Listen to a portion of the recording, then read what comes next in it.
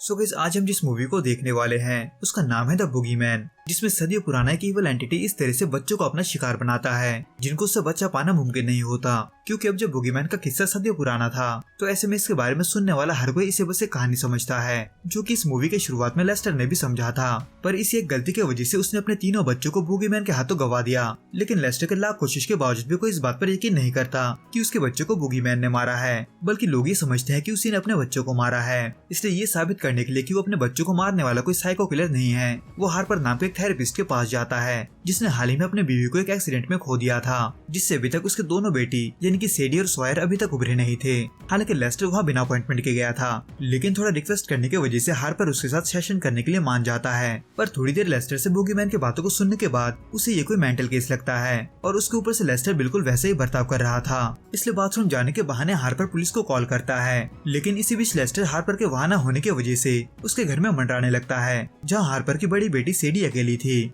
लेकिन लेस्टर वहाँ सेडी के लिए नहीं गया था, बल्कि वो वहाँ बूगीमैन को रोकने आया था, जिनके बीच हो रहे हाथापाई की आवाज को सुनकर सेडी भी अपने कमरे से बाहर आ जाती है। लेकिन तब तक वो बूगीमैन लेस्टर को भी मार चुका था। वैसे तो ये सब होते हुए सेडी ने साफ साफ सुना था, लेकिन पुलिस इसे आत्महत्या बताकर इस केस को बंद कर देते हैं, जिसकी वजह से हार्पर ये सोचकर खुश होता है कि मुसीबत अब टल चुका है। जबकि असल में ये बस शुरुआत था, जिसका असर उसी रात से दिखना शुरू हो जाता है जब सेडी की छोटी बहन सॉयर अपने क्लोजेट के पास से किसी के होने का आवाज सुनती है, जो देखते ही देखते उसके आंखों के सामने से उसके बेड के नीचे चला जाता है। लेकिन वो क्या है ये जानने के लिए वो घबराती हुई अपने बेड के नीचे देखती है, जहाँ पर होता है बूगीमैन। लेकिन इन सब बातों से अनजान सेडी, जो फिलहाल अपने माँ से बात करने के लिए मरे हुए लोगों से बात करने का तरीका ढूंढ रही थी, वो सॉयर को अपने रूम में देखकर घबरा जाती है क्योंकि वो जख्मी थी। हालांकि सेडी को ऐसा लगता है कि सॉयर अपने हिलते दांत की वजह से परेशान है, इसलिए वो सॉयर को तकलीफ न देने के लिए दरवाजे की मदद से उसका दांत निकालने की कोशिश करती है। पर वो दरवाजा जिससे सॉयर का दांत बंधा हुआ था वो अपने आप ही सॉयर के दांत को तोड़ते हुए बंद हो जाता है, जो कि न सिर्फ सेडी को चौंकाने के लिए काफी था,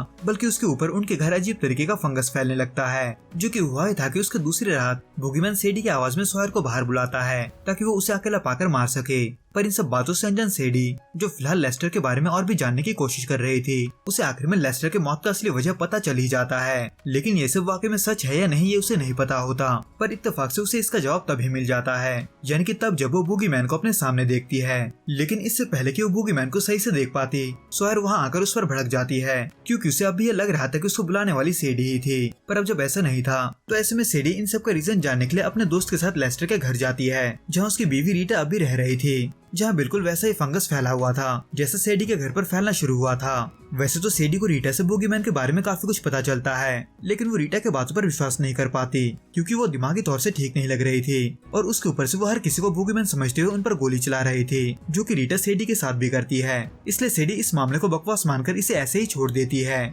लेकिन उसको ये नहीं पता था कि रीटा के इस तरह से बर्ताव करने के पीछे का कारण वो बूगीमैन ही है, जिसके डर ने न सिर्फ लेस्टर को बल्कि रीटा को भी पागल बना दिया था। पर अब जब सेडी ने इन सब के पीछे जाना छोड़ दिया था तो ऐसे में वो बेफिक्र होकर अपने दोस्तों को इनवाइट करती है, इस बात से अनजान कि वो बूगीमैन असल में यही चाहता है कि कोई उसके होने पर यकीन न करे, इसलिए वो बूगीमैन इस मौके का फायदा उठाता है। इन शॉर्ट, जब सेडी के दोस्तों से मजाक में उसके माँ के क्लोजेट में बंद कर देते हैं, तब बूगीमैन फिर से सेडी के पास आने की कोशिश करता है क्योंकि उसके डर से बूगीमैन को ताकत मिल रहा था। वैसे तो सेडी जैसे तैसे उस क्लोजेट से निकल जाती है, पर इस बेहुदा मजाक के कारण उसका अपने दोस्तों से लड़ाई हो जाता है, जो कि चल ही रहा था कि तभी बूगीमैन सॉयर को अकेला पाकर उसे मारने जाता है, क्योंकि उसके लिए डराने का खेल अब खत्म हो चुका था। लेकिन वही सॉयर जो बूगीमैन को अपने पास आते हुए सुन सकती थी, वो उससे छुपने की बहुत कोशिश करती है। लेकिन आखिर में बूगीमैन उसे ढूंढते हुए उसे टीवी पर दे मारता है, जिससे सॉयर मरती तो नहीं है, लेकिन ये उसे हॉस्पिटल पहुंचाने के लिए काफी था। इसलिए हार्पर सेडी से इसका वजह जानने की कोशिश करता है, पर लेस्टर के तरह ही हार्पर भी सेडी की इस बात पर यकीन नहीं करता कि बूगीमैन उन्हें मारना चाहता है। जो कि हुआ ही था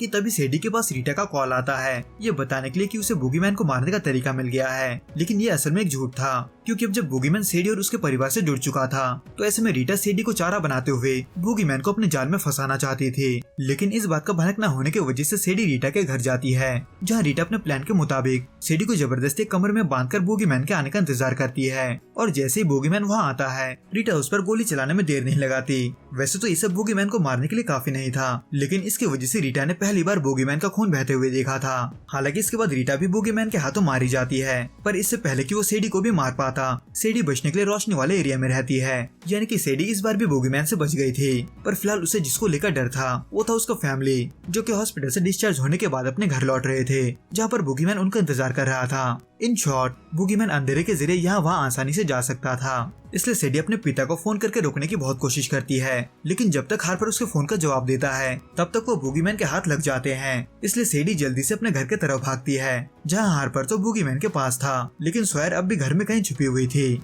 जिसके मिलते ही सैडी अपने पिता को बचाने के लिए बेसमेंट में जाती है, जहाँ वो बूगीमैन हार्पर को खाने की कोशिश कर रहा था, लेकिन वहाँ सैडी को भी आता देख वो उसे अपना पहला शिकार बनाने के लिए आगे बढ़ता है। हालांकि हार्पर इस मौके पर ज्यादा कुछ नहीं कर सकता था, लेकिन ये सब जानते हुए भी वो आखिर तक अपने बेटियों को बचाने के लिए बूगीमैन का सामना करता है। पर आखिर में उन सभी के पास हार मानने के अलावा कोई रास्ता नहीं बचता, यहाँ तक कि उनको रोशनी में रखने वाला लाइटर का गैस भी खत्म हो जाता है। लेकिन तभी इस हारे हुए मौके पर सभी को चौंकाते हुए सैडी की माँ की आत्मा वहाँ आकर बूगीमैन का सामना करने में उन सभी का मदद करती है, और इसी की वजह से वो सभी आखिर में बूगीमैन को मारकर उसको जलाने में कामयाब होते हैं। वैसे तो ये मूवी यही खत्म हो जाता है, लेकिन इस मूवी का एंड आखिर में ऐसा सस्पेंस क्रिएट कर जाता है जो ये दिखाता है कि बूगीमैन अब भी जिंदा है, क्योंकि इन सबके कुछ दिनों बाद जब हार्पर का पूरा परिवार एक थेरेपी सेशन के लिए थेरेपिस्ट के पास गया हुआ था, तब सैडी को अपने पीछे से अपने डॉक्टर का आवाज आता है, लेकिन पीछे पलटकर देखने पर उसे वहाँ कोई नहीं मिलता सिवाय उस दरवाजे के जो अपने आप खुला था।